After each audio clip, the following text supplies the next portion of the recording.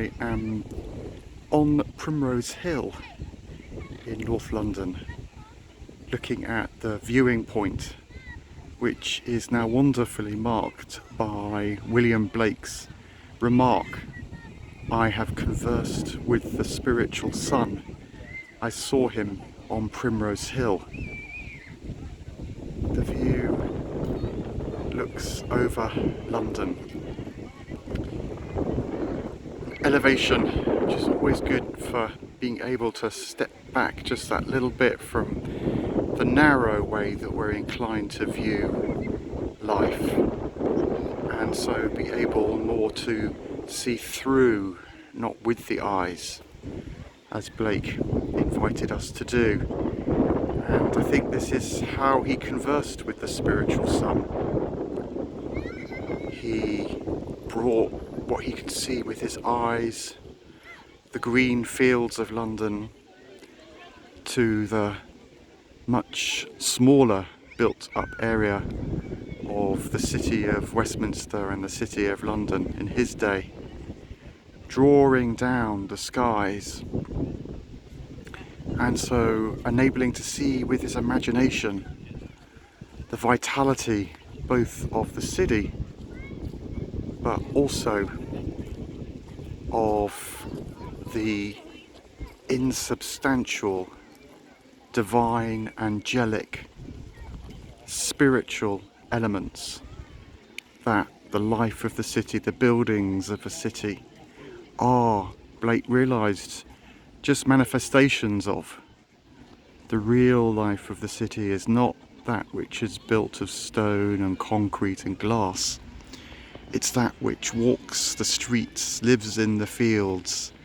emerges from the waters, bidden and unbidden, and so enables those who have understood Blake's message to converse with the spiritual aspects of the world in which we live. Blake felt this was crucial in our times. We're inclined to forget that we can see through the eyes and not only with them,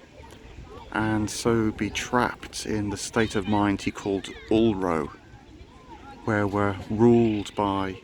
the kind of sight that only recognise what's measured, what's tested, what can be touched, what can be converted into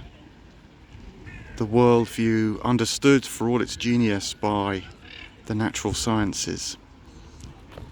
But he felt that when we take that step back, when we lessen our parochial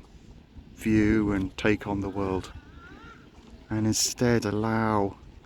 deeper dynamics to inform what we're seeing,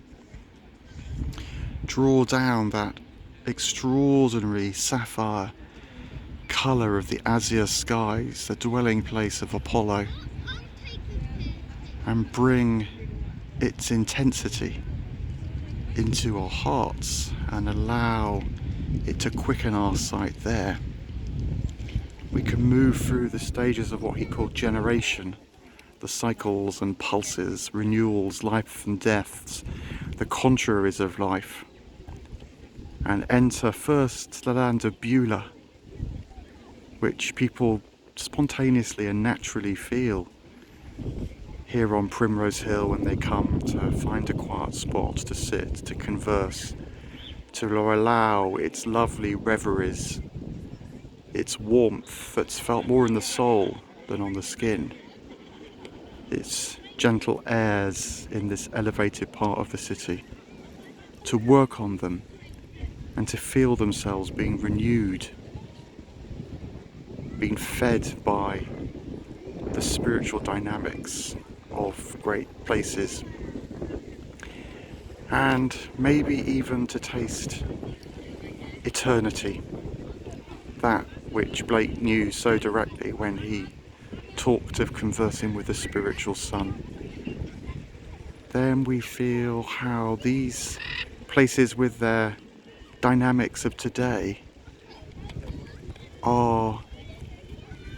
the productions of time, lives, moments with which eternity is in love,